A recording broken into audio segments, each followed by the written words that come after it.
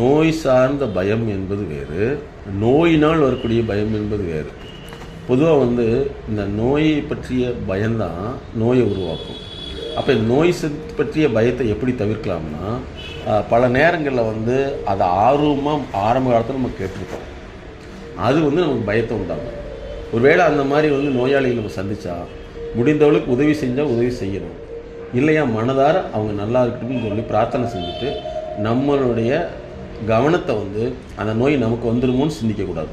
அது மாதிரி பாதிக்கப்பட்டுருமோ அப்படின்னு சிந்திக்கக்கூடாது. அந்த தொடர் சிந்தனை அப்படி வருதுன்னா அதுக்கு உளவியல் ஆலோசனை எடுத்துட்டோம்னா அதுலேருந்து நம்ம வெளியில் வந்துடலாம். இல்லைன்னா அதுவே நம்மளை உறுத்திக்கிட்டே இருக்கும். அடிபட்ட கை பக்கத்தில் யார் போனாலும் விசுக்குன்னு அடிபட்டுருமோன்னு பயம் வரும்.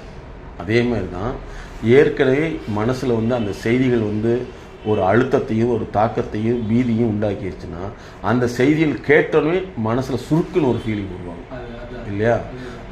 இந்த சுருக்குங்கிற ஒரு ஃபீலிங் நம்ம தொடர்ந்து வருதான்னு பாருங்கள். அது வர்றப்போ என்ன மாதிரி இருக்குதுங்கிறத மனசில் வச்சுட்டு கன்சல்டிங் வந்தீங்கன்னா அதுலேருந்து வெளியில் வந்தாங்க. தூக்கத்துலையோ அல்லது தனிமையில் உட்காந்து நம்ம அசந்து உட்கார்ந்துருக்கிறப்போ நம்மளுடைய சிந்தனை நம்ம அறியாமல் எங்கேயோ போயிட்டுருக்கோம். நம்ம உடம்பு நம்முடைய சிந்தனையும் ரெண்டுமே தனித்தனியாக ஒர்க் பண்ணிகிட்ருக்கல.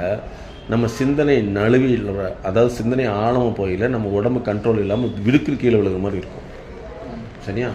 அது என்ன அப்படி வருதுன்னு சொன்னால் நம்மளுடைய கவனத்தை மீறிய ஆழ்ந்த கவனம், அது அந்த விஷயத்தை பற்றி கற்பனையில் இருக்கிறோம்னு அர்த்தம்.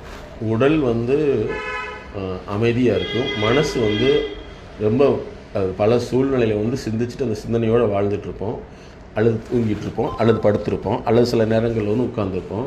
அப்போ ஆழமாக போயிடும் அந்த உடல் அந்த இயக்கம், நம்மளுடைய அறிவு சார்ந்த இயக்கம் முழுசாக கற்பனையில் இருக்கிறப்போ உடலை கண்ட்ரோல் பண்ண முடியாத சமயத்தில் தான் அது டப்புன்னு விசுக்குன்னு ஒரு கீழே விழுகிற மாதிரி ஒரு ஃபீலிங் வரும்.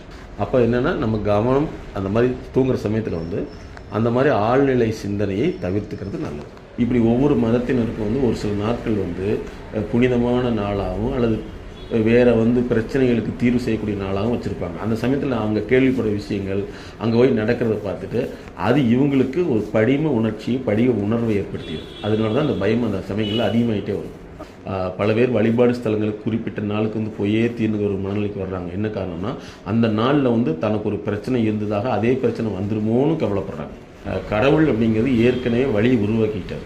அதை நம்ம தான் முயற்சி செய்வதற்குண்டான உளவியல் ஆலோசனை, எக்ஸ்பர்ட்டுடைய கன்சல்டேஷன் எடுத்து நம்ம தான் தீர்க்கணும். பஸ் ரிப்பேர் ஆகிடுச்சுன்னா வழிபாடு ஸ்தலங்களுக்கு போய் பஸ் ரிப்பேர் செய்யணும்னா நடக்காது. அப்போ மெக்கானிக் தேவை. அதே மாதிரி தான் வாழ்க்கையும்.